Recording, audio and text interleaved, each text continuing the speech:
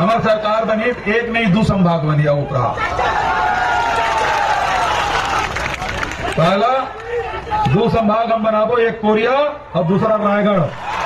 नमस्कार साथियों, छत्तीसगढ़ में होने वाले दूसरे चरण के मतदान का काउंटडाउन शुरू हो चुका है। 17 तारीख को दूसरे चरण के मतदान के लिए 70 विधानसभा की सीटों पर यहां पर वोट डाले जाने वाले हैं, जिसके लिए भारतीय जनता पार्टी, कांग्रेस पार्टी या फिर अन्य पार्टियां अपने अपने जीत के दावे कर रही है। दावों के साथ में धुआंधार प्रचार भी कर रहे हैं। ऐसे में जनता इस बार किसका साथ देने वाली है? कांग्रेस की सरकार रिपीट होने वाली है या फिर भारतीय जनता पार्टी यहां पर सरकार बनाने वाली है? यह तो चुनावी नतीजों में पता चलने वाला है, लेकिन दूसरे चरण के मतदान का अब चुनावी प्रचार भी थमने वाला है। ऐसे में जनता किसका साथ देने वाली है? यहां पर 70 विधानसभा की सीटों का चुनावों से पहले एक ओपिनियन पोल भी जारी हो चुका है, जो सीधा नतीजों में तब्दील होने वाला है। तो तमाम सीटों का ओपिनियन पोल हम आप लोगों के सामने रखेंगे, तो आप बने रहे वीडियो के आखिर तक। लेकिन साथियों, दूसरे चरण के मतदान से पहले यहां पर एक बड़ी ही दिलचस्प तस्वीर सामने आ रही है। यहां पर एक एक विधानसभा की सीट पर 4-4 उम्मीदवार एक ही नाम के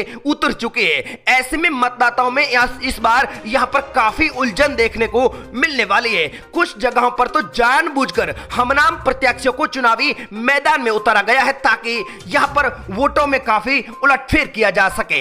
ऐसे में साथियों, ओपिनियन पोल बताने से पहले हम आपको कुछ ऐसी सीटों का नाम बताते हैं जहां पर एक एक सीट पर 4-4 से 5-5 उम्मीदवार एक ही नाम के।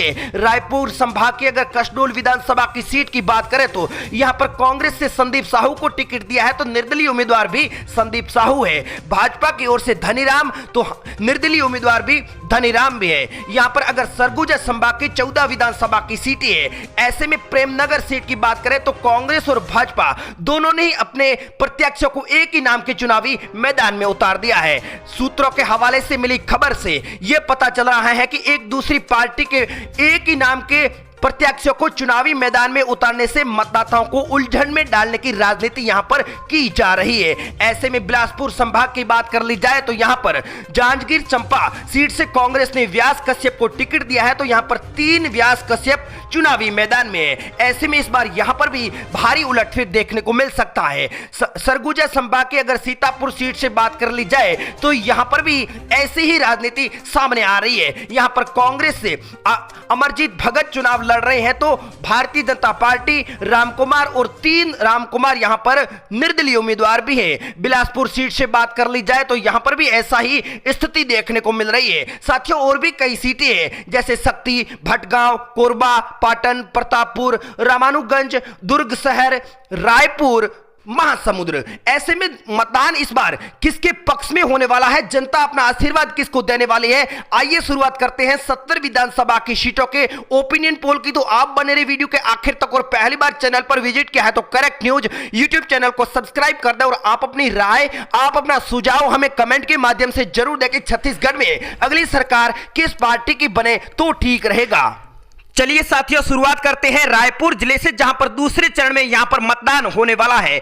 चुनावों के पहले जो स्थिति नजर आ रही है, इनमें से 7 सीटों में से 5 पर कांग्रेस, 2 सीटें बीजेपी के खाते में जा सकती है। बात अगर महासमुद्र की कर ली जाए तो यहां पर भी दूसरे चरण में मतदान होने वाला है। यहां पर 4 विधानसभा की सीटें, लेकिन ओपिनियन पोल में चुनावों से पहले जो स्थिति सामने आ रही है, इसमें कांग्रेस पार्टी 2, बीजेपी को भी 2 सीटों पर जीत दर्ज हो सकती है। शक्ति की बात कर ली जाए तो यहां पर 3 विधानसभा की सीटें दूसरे चरण के मतदान से पहले जो ओपिनियन पोल में आंकड़े सामने आए हैं, उनमें से कांग्रेस पार्टी को 2, जबकि बीजेपी के खाते में 1 विधानसभा की सीट जा सकती है। बात अगर मुंगेली की कर ली जाए तो यहां पर 2 विधानसभा की सीटें, और यहां पर कांग्रेस पार्टी की पकड़ बेहद ही ज्यादा मजबूत बताई जा रही है। दोनों सीटों पर कांग्रेस जीत दर्ज कर सकती है। अदर पार्टी को यहां पर एक भी सीट नहीं होने वाली है। साथियों, अगली बात अगर राजगढ़ की कर ली जाए तो यहां पर 5 विधानसभा की सीटें, कांग्रेस पार्टी 3 सीटों पर कब्जा जमा सकती है, जबकि बीजेपी को 2 विधानसभा की सीटें जा सकती है। साथियों, ओपिनियन पोल में 2023 की विधानसभा के चुनाव में कांग्रेस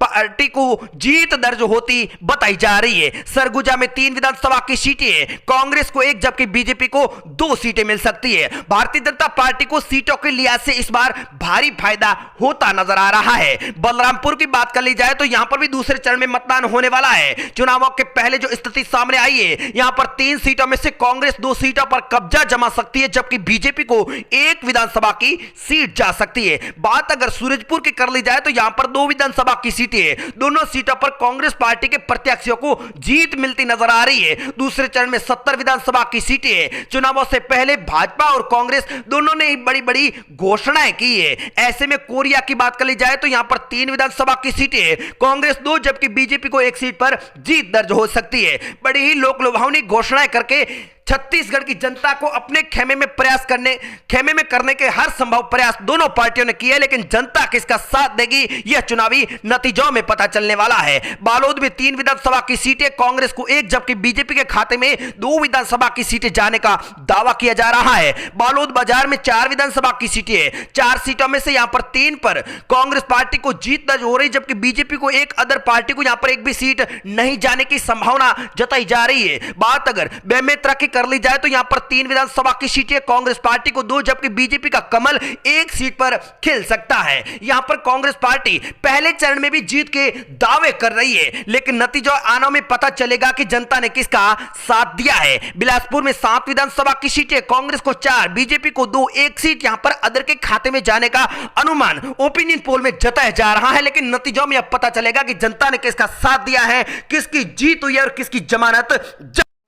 धमतरी में 3 विधानसभा की सीटें, कांग्रेस को 2, बीजेपी को 1 सीट मिल सकती है। साथियों, आपके जिले में किस पार्टी की जमानत जब्त होने वाली है, आप कमेंट करके अपनी राय हमें जरूर दें। दुर्ग में 6 विधानसभा की सीटें, कांग्रेस को 3, बीजेपी को 2, 1 सीट अदर उम्मीदवार के खाते में जाने का अंदेशा जताया जा रहा है, लेकिन चुनावी नतीजों में यह साफ हो जाएगा कि जनता ने मतदान किसके पक्ष में किया है। बात अगर गरियाबंद की कर ली जाए तो यहां पर 2 विधानसभा की सीटें, कांग्रेस को 1, बीजेपी के खाते में 1 सीट जाने का अनुमान ओपिनियन पोल में चुनावों से एग्जैक्ट पहले जताया जा रहा है। बात अगर चंपा डिस्ट्रिक्ट की कर ली जाए तो यहां पर 6 विधानसभा की सीटें, 6 सीटों में से कांग्रेस पार्टी यहां पर 5 सीटों पर एक तरफा जीत दर्ज करती नजर आ रही है। बीजेपी का कमल 1 सीट पर खिलने के दावे भी किए जा रहे हैं। अगली बात अगर जसपुर डिस्ट्रिक्ट की कर ली जाए तो यहां पर 3 विधानसभा की सीटें, 3 सीटों में से कांग्रेस का पलड़ा 2 सीटों पर भारी नजर आ रहा है, जबकि बीजेपी के खाते में 1 विधानसभा की सीट जाने के भी दावे किए जा रहे हैं। बात अगर कोरबा की कर ली जाए तो यहां पर 4 विधानसभा की सीटें हैं, 4 सीटों में से 2 पर बीजेपी जीत दर्ज कर सकती है, जबकि 2 सीटें